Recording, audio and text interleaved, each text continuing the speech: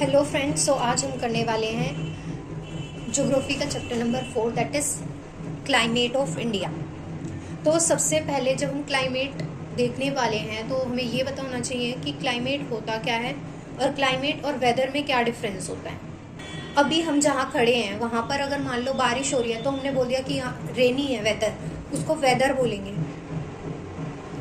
थोड़ी देर बाद अगर धूप निकल गई, बहुत ज़्यादा गर्मी आए तो हम बोलेंगे कि हॉट वेदर है, ना कि हॉट क्लाइमेट है। हॉट क्लाइमेट कब बोलेंगे?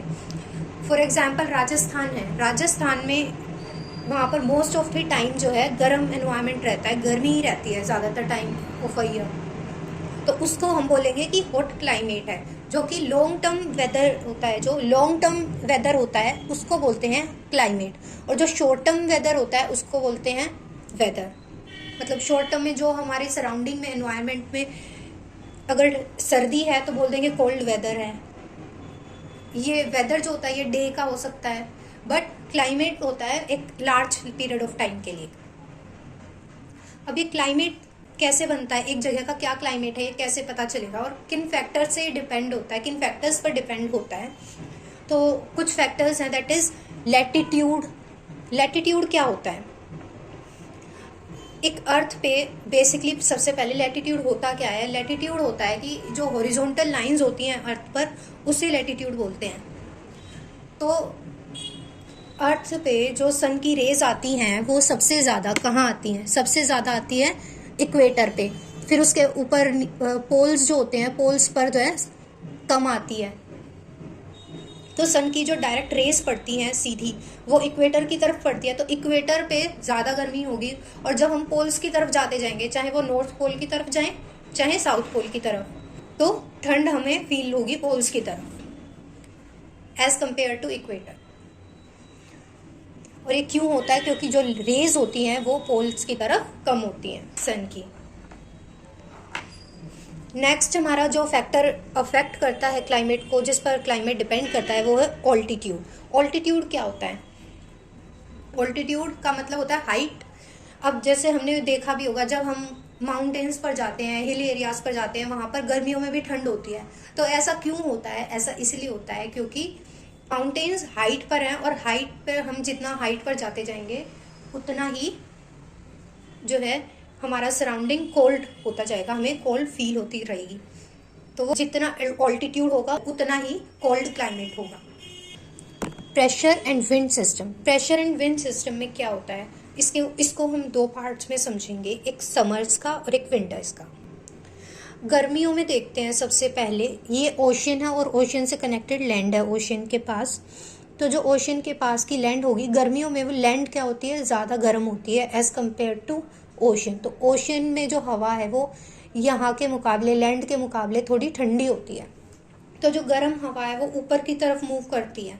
जब वो ऊपर की तरफ मूव कर रही है तो वहाँ पे जो एरिया था वहाँ पर अब लो प्रेशर क्रिएट हो जाएगा। जो एयर होती है वो हमेशा हाई प्रेशर से लो प्रेशर की तरफ मूव करती है। तो ये जो है हाई प्रेशर की जो एयर है वो इस तरफ मूव करेगी, और जब वो इस तरफ मूव करेगी तो ये जो लैंड है यहाँ पर हाई प्रेशर क्रिएट हो जाएगा। विंटर्स में क्या होता है, जो लैंड होती है वो लैंड ज़्यादा ठंडी होती है सर्दियों में एज कम्पेयर टू वाटर। अब जो लो प्रेशर इधर हॉट एयर थी ओशियन में, वो ऊपर की तरफ मूव करेगी। यहाँ पर लो प्रेशर क्रिएट हुआ, लैंड पे हाई प्रेशर था, तो अब high pressure to low pressure move किया, तो अब ये इधर जाएगी एयर हाई प्रेशर से लो प्रेशर की तरफ। ये ऐसा क्यों होता है? क्योंकि जो हाई हॉट एयर होती है, गर्म हवा, वो क्यों ऊपर की तरफ चली जाती है? क्योंकि वो लाइट वेटेड होती है, वो ऊपर की तरफ मूव करती है, जिसकी वजह से एक लो प्रेशर क्रिएट होता है।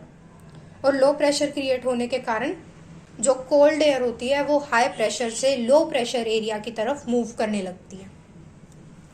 ये था प्रेशर एंड विंड सिस्टम का कंसेप्ट। अब रिलीफ देखते हैं। रिलीफ क्या होता है? मतलब मान लो एक माउंटेन है, उसके एक एरिया में एक गांव बसा हुआ है और दूसरी साइड पे एक गांव बसा हुआ है। अब मॉइस्चर विंड आ रही है, ठीक है, जिसमें वाटर कंटेन होता है। तो मॉइस्चर विंड अगर इस साइड से आ रही है तो वो यहाँ से टकरा के यहीं पे ही क्लाउड फॉर्म कर देगी और यहीं पे ही बारिश हो जाएगी, वो दूसरी साइड जा ही नहीं पाएगी। तो इसी वजह से मतलब जो रिलीफ होता है उसे एक ही एरिया में जो है माउंटेन के कारण डिफरेंट क्लाइमेट देखा जा सकता है। ओशियन करंट्स में क्या होता है कि ओशियंस जो होते हैं उनमें भी वाटर फ्लो तो करता है, ठीक है। तो जब कोई लैंड कोल्ड ओशियन करंट्स के साथ कांटेक्ट में आएगी तो वहाँ का जो एनवायरनमेंट होगा वो ठंडा एनवायरनमेंट होगा, और अगर कोई लैंड हॉट ओशियन करंट्स के कांटेक्ट में आएगी तो वहाँ का एनवायरनमेंट कैसा होगा, गर्म होगा। डिस्टेंस फ्रॉम द सी, जितना हम सी से दूर होंगे उतना ही जो है हमें एक्सट्रीम सीजन्स फील हम कर पाएंगे, एक्सपीरियंस कर पाएंगे।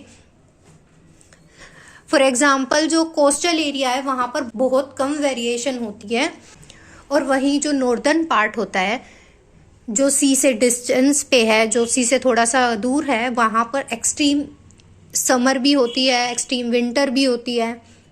और ये जो नॉर्दर्न एरिया में गर्मी में बहुत ज़्यादा गर्मी होती है और सर्दी में बहुत ज़्यादा गर्मी होती है, इसी को बोलते हैं कॉन्टिनेंटलिटी, ठीक है। कोस्टल एरिया में बता दूँ, कोस्टल एरिया क्या होता है, जैसे कि मान लो ये जो हमारा मैप होता है उसके जो नीचे वाला पार्ट है होता है उसमें केरला, महाराष्ट्र साइड का, तमिलनाडु साइड का, तो वहाँ पर क्या होता है, इस साइड अरेबियन सी है होती है, इस साइड बे ऑफ बंगाल, और ये जो पार्ट होता है पूरा ये सी के साइड में होता है, तो ये वाला ही, इसे ही कोस्टल एरिया बोलते हैं।